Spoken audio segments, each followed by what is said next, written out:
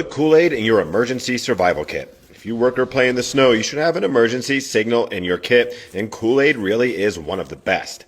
Just take an empty spice container, fill it with red, pink, or orange Kool-Aid, and apply as needed. It only takes a teaspoon or two, and you can mark a very large area very quickly. I just wanted to say thanks to the U.S. Marine Corps Mountain Warfare Training Center for this tip.